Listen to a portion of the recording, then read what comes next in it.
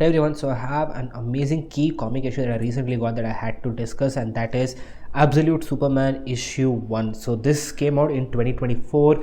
The story is written by Jason Aaron with the artwork by Rafa Sandoval, sorry if I got the name wrong. This is one of the most best storylines that I've got in 2024, along with the Ultimates from Marvel and the Absolute storyline from DC, with the both the teams just totally reinventing their characters, giving them a new story and a new touch. And I really love this, and since we have the new Superman movie coming out later this year, I just had to get this issue. So let's jump into it, guys. Be sure to follow my page and stay updated for more such content, guys. Starting off, we get to see Krypton, and much to the standard stories that we've seen, Krypton is a fairly advanced civilization. I mean, especially compared to Earth, it is much advanced in its scientific technological marvel. But then it has this whole, red theme to it, kind of like Darkseid's Apocalypse. We get to see that there is also a huge caste system divide in the society of Krypton, where the Science League is held supreme, and the others are obviously not given any preference due to their intellect or power or their designation or how they work in. The story starts with Laurel, who wanted to be an astronaut and a scientist but was not shown any support by Krypton's Science League. They were not interested in any of the space research, and they were not even willing to fund it, and Laura ultimately became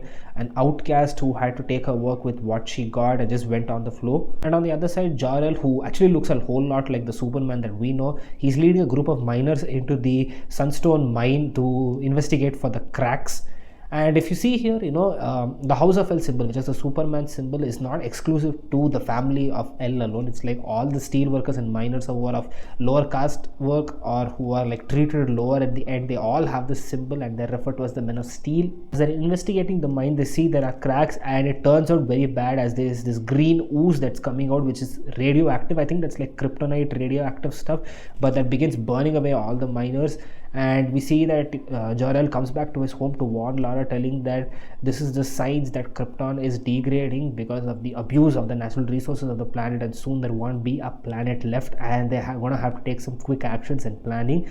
And we also get to see Kal-El, who's not just an infant, but he's a boy. I think about 7 to 8 year old boy with this dog Krypto. So it's clear that unlike the traditional Superman story, Kal-El was not sent away from his home world as an infant. He goes away much later, and how that happens is what we see in the future issues. The writer then cuts back to present day on Brazil on Earth, and the story is mostly narrated by Kal-El.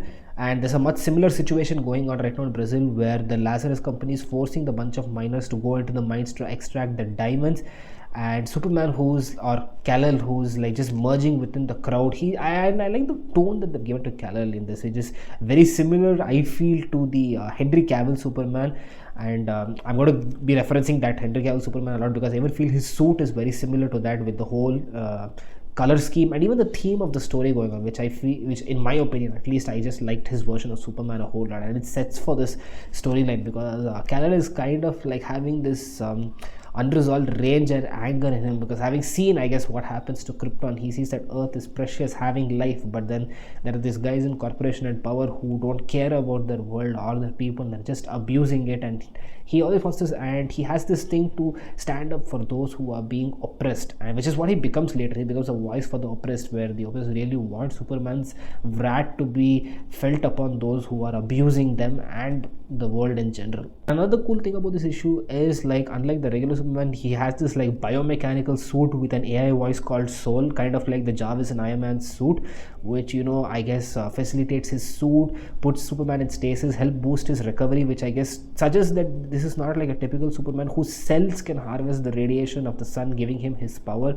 And I guess this is kind of understandable, because Superman did not come to Earth as a kid, he came as a boy, so maybe his Kryptonian cells has not completely adjusted to the environment of the Earth and absorbing the radiation of our sun, but maybe that will happen as the future issues go on. And also his cape is kind of like a dust which has healing properties, which is kind of cool, I guess. I mean, the whole suit is alive in itself, and I want to see how it goes going forward, because I don't know if his complete powers are not there, because at one point we get to see he has his heat vision. I don't know how much of it is augmented by the suit and how much of it is his own natural abilities. It's actually Lois Lane who figures out that the suit is alive, and it's his armor that's providing Kal-El his power. And surprisingly, Lois Lane is not a reporter. She's like an in the army. She's like a soldier. I think she followed her father's footsteps. She's the one who actually coins the term Superman, which is what happens in the classic Superman storyline as well. And that's where this issue ends, with Lois Lane putting on a cuff on Superman's hand.